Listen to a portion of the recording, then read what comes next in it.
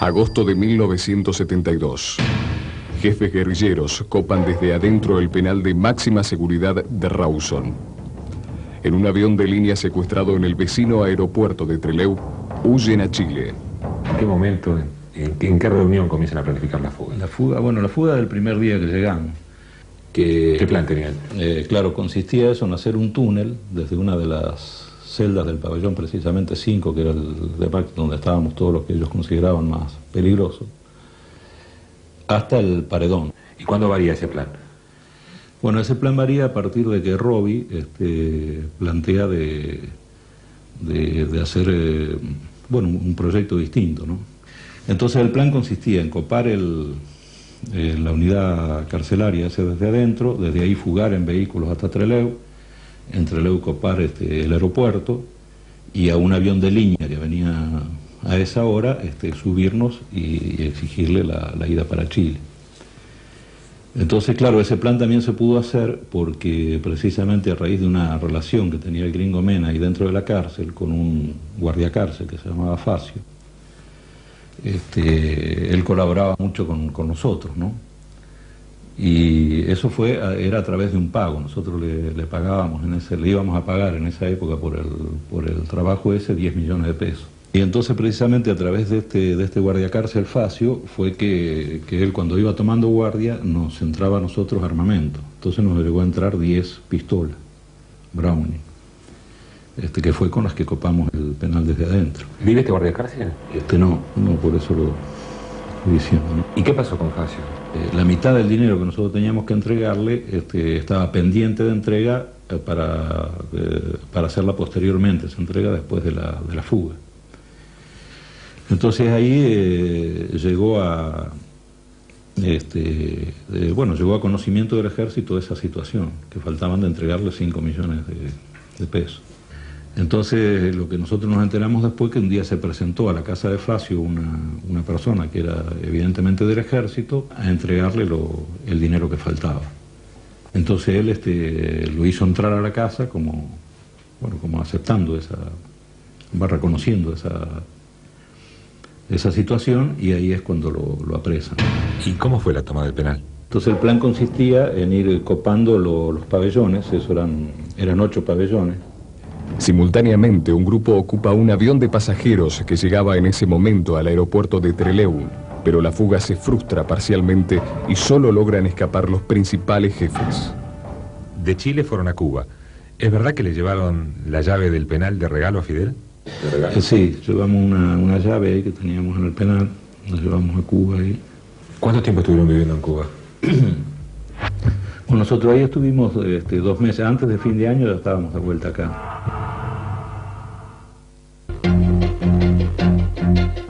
Es duro recordar y difícil comprender. Creemos que la información ayuda a la comprensión, aunque venga de un solo lado, como en este caso. ¿Cuándo deciden el primer asalto a un cuartel? Bueno, el primer asalto a un cuartel fue antes del final de la dictadura de Lanús.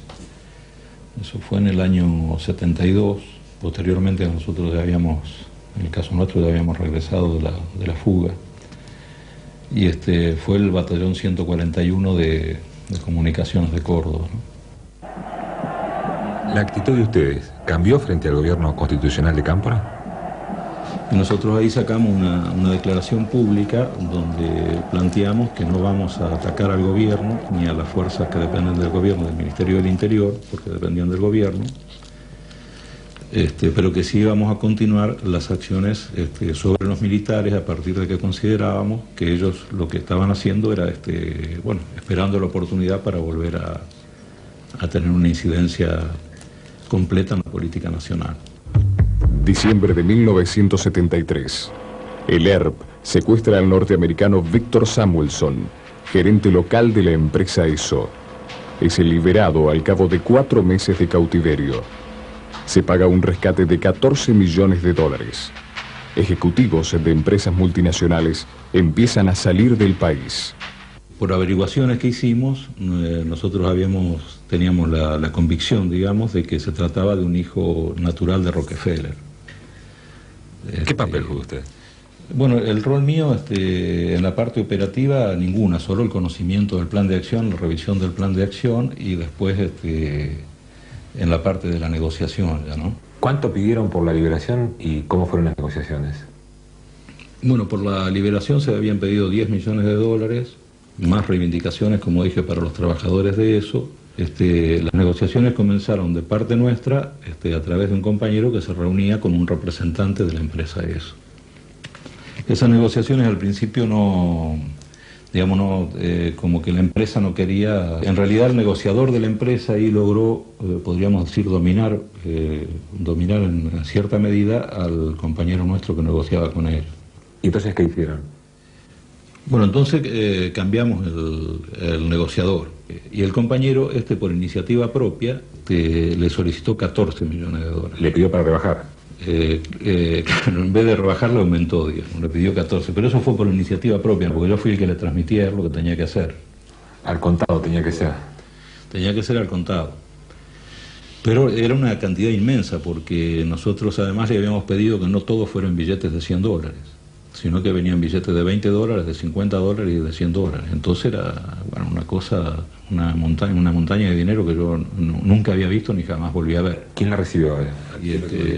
Bueno, eso ya formamos un equipo para la recepción del dinero, y bueno, y todo un método para llegar hasta el momento del cobro. Y en el punto final donde íbamos a cobrar, si nosotros teníamos 25 compañeros armados con FAL y con distinto armamento. ¿Cuánto le duró el dinero a ustedes?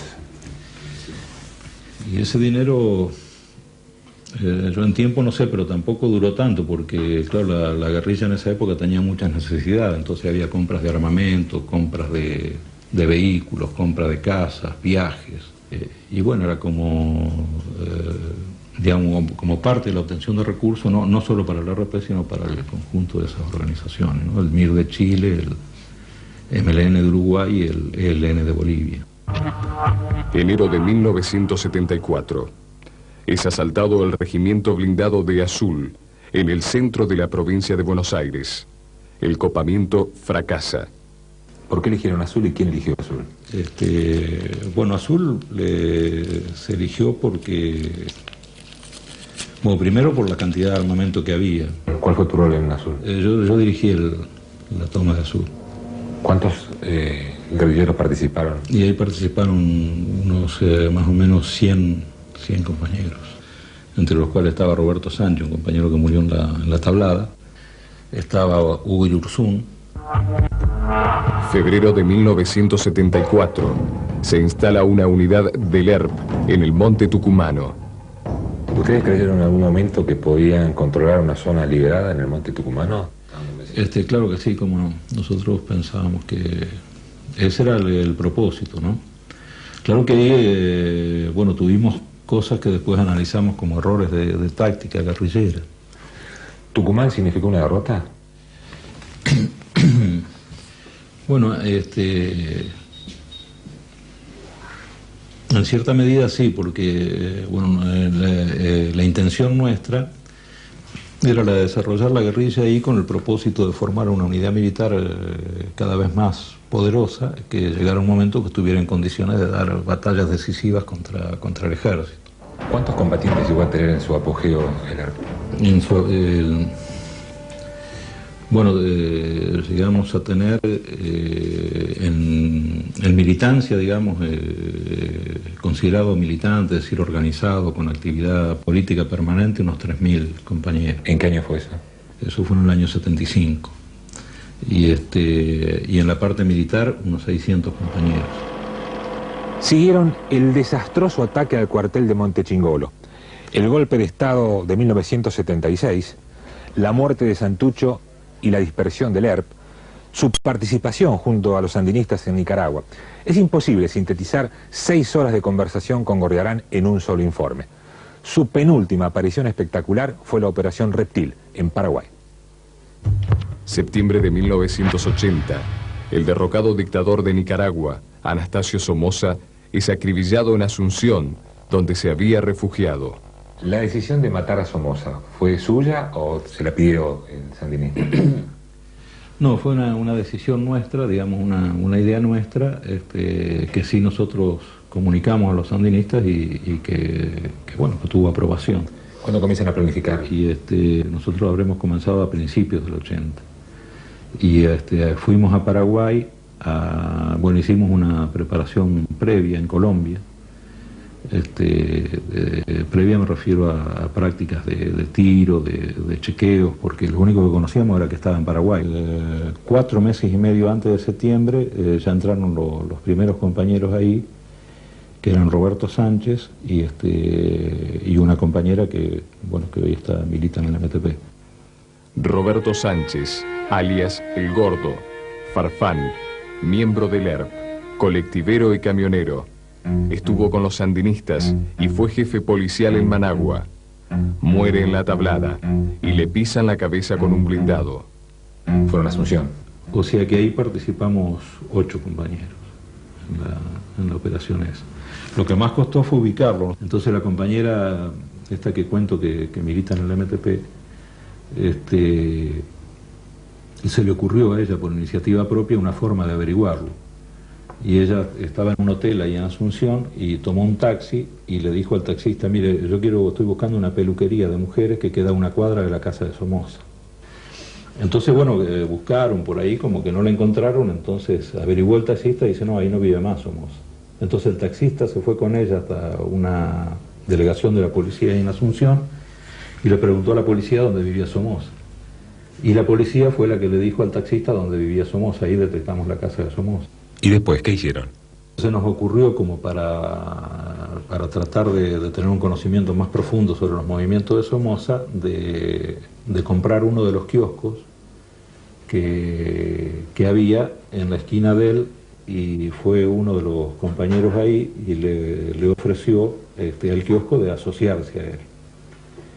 Bueno, le dijo un cuento ahí, ¿no? Que él, que se estaba por casar y que la novia era paraguaya, y además de eso que tenía 3.000 pesos para invertir en el kiosco. Y el kiosquero aceptó y se hizo una especie de sociedad con ese kiosquero, donde el compañero nuestro puso ese dinero y al mismo tiempo permanecía todo el día en el kiosco y le permitía ver los movimientos.